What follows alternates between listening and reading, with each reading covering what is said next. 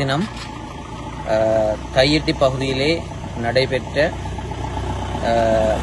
போராட்டத்தின் போது 2 நபர்களை பொய்யான குற்றச்சாட்டுகளை சுமத்தி பலாலி போலீசார் கைது செய்திருந்தார்கள்.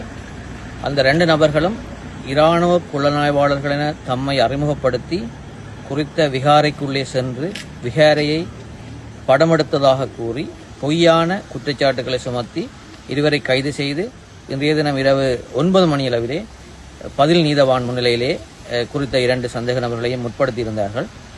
குறித்த போலீசாரினுடைய சோடிக்கப்பட்ட குற்றச்சாட்டுகளின் பொய்யான தன்மையினை மாண்புமிகு மன்றுக்கு எடுத்துரைத்ததன் பேரிலும் மாண்புமிகு நீதிமன்றத்திலே மேற்கொள்ளப்பட்ட விண்ணப்பத்தின் அடிப்படையிலும் 2 நபர்களும் 1 லட்சம் ரூபாய் பெறுமதியான ஆட்பனையிலே ஒவ்வொரு ஞாயிற்றுக்கிழமையும் பலாலி போலீஸ் நிலையத்திலே கையெழுத்திட வேண்டும் என்ற நிபந்தனையுடன் மாண்புமிகு நீதிமன்றத்தினால் இன்றைய தினம் பிணையிலே விடுதலை செய்யப்பட்டிருக்கின்றார்கள். உண்மையிலேயே இன்றைய விசாக் தினத்திலே குறித்த தையிட்டி விகாரையிலே எந்தவிதமான ஒரு உற்சவங்களோ விசேட நிகழ்வுகளோ நடைபெற்றிருக்காத நிலையில் குறித்த போராட்டத்துக்கு மாண்புமிகு நீதிமன்றத்தினாலே எந்த ஒரு தடை உத்தரவும் வழங்கப்பட்டிருக்காத நிலையிலும் கூட இந்த போராட்டத்தினை அடக்கி ஒடுக்க வேண்டும் என்ற காரணத்திற்காக மாத்திரம் இவ்வாறான பொய் வழக்குகளை போலீசார் தொடர்ச்சியாக குறித்த போராட்டக்காரர்களுக்கு எதிராக மேற்கொண்டு வருகின்றமை கண்டிக்கத்தக்க விடயமாகும்.